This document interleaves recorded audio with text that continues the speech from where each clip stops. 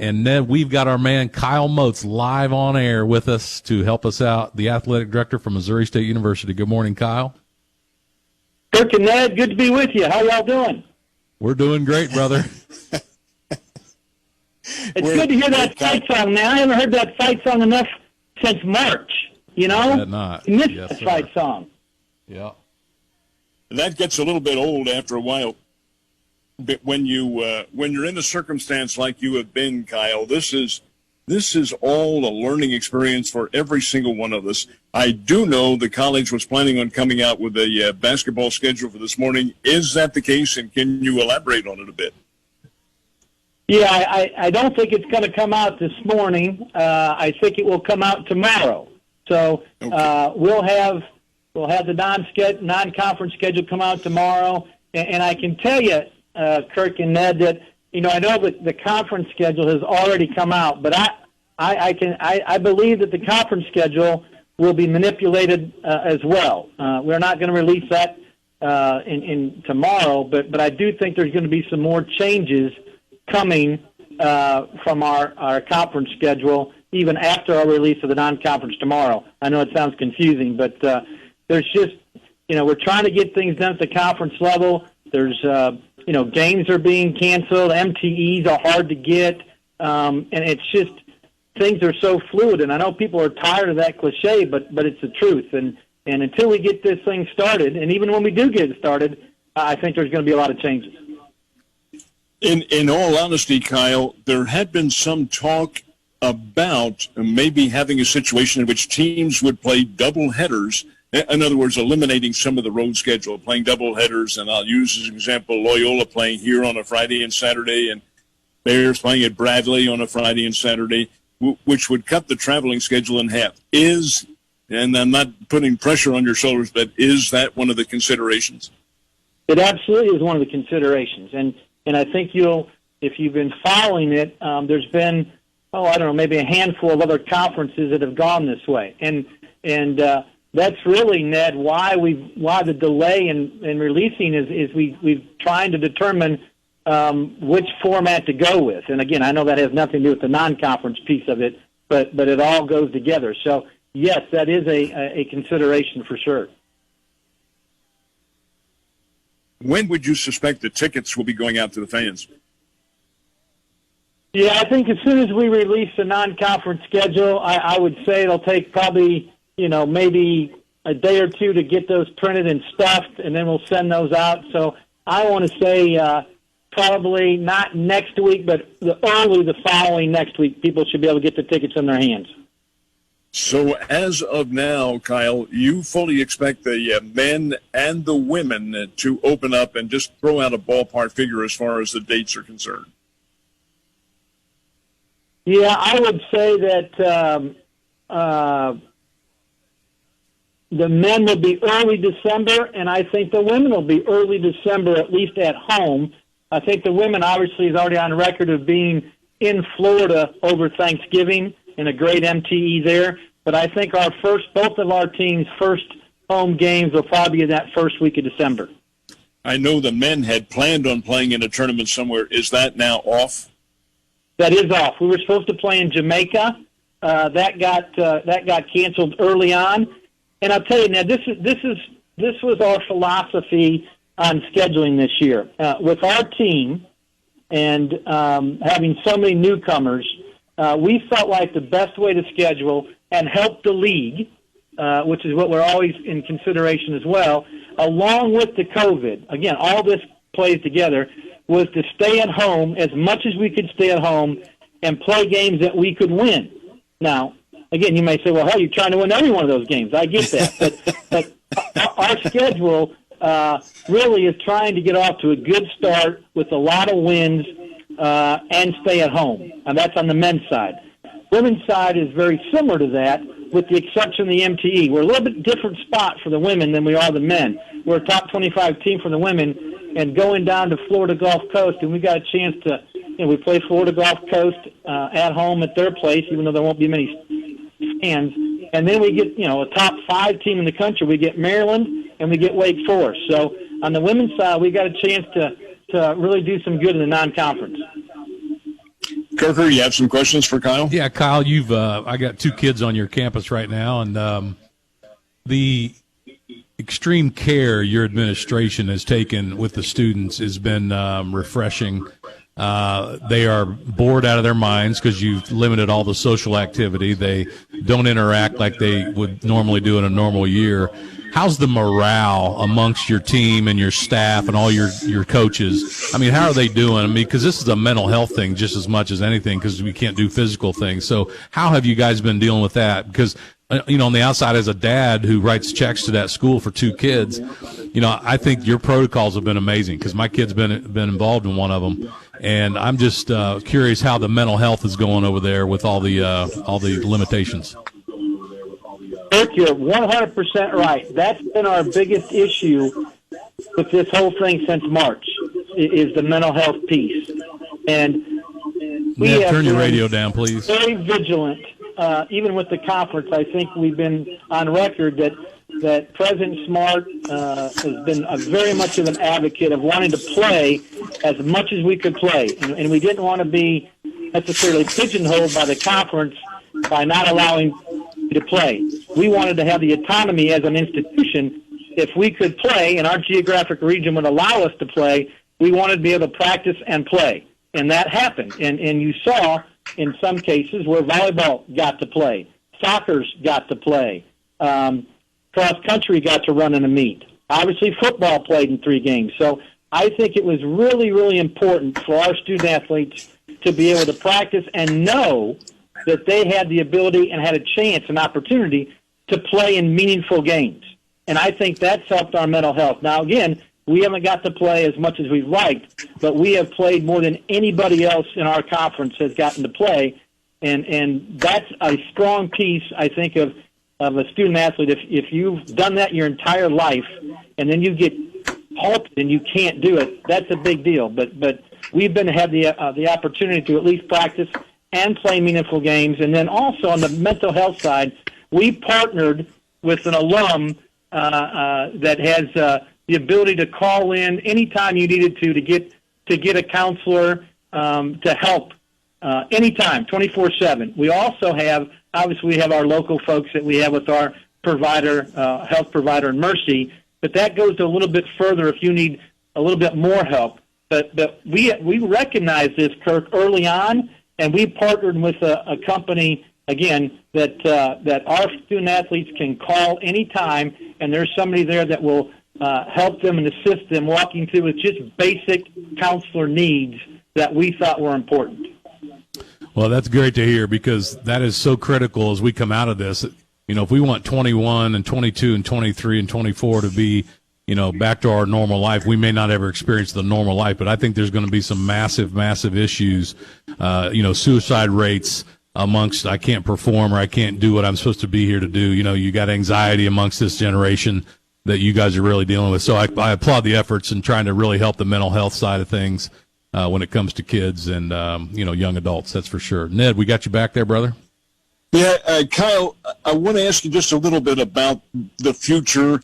I know we're all in the same boat. We're hearing varied messages and so forth.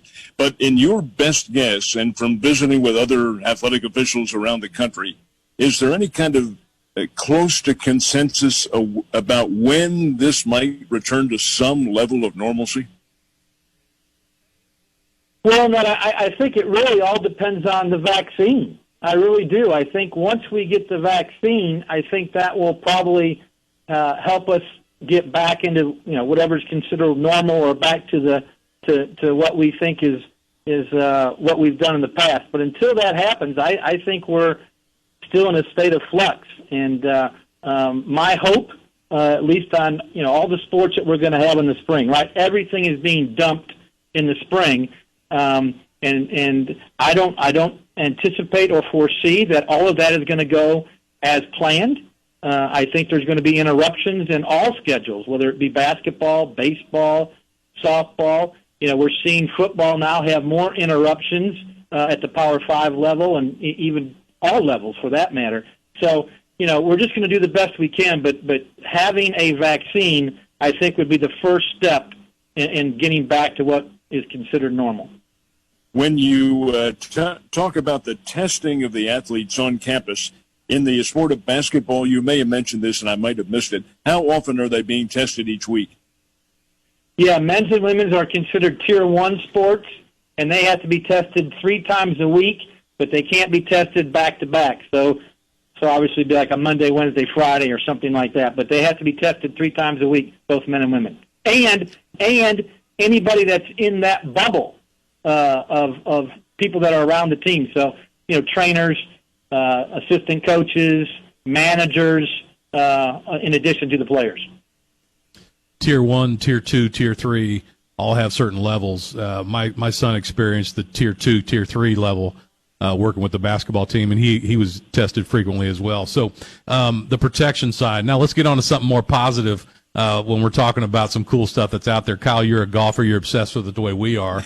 I know you have a big friend in Ben Crenshaw. We got to blend some neat relationships with you over the years down there, but you are tuned into the Masters. Who do you have maybe in your top 3 or 4 that you're watching this week?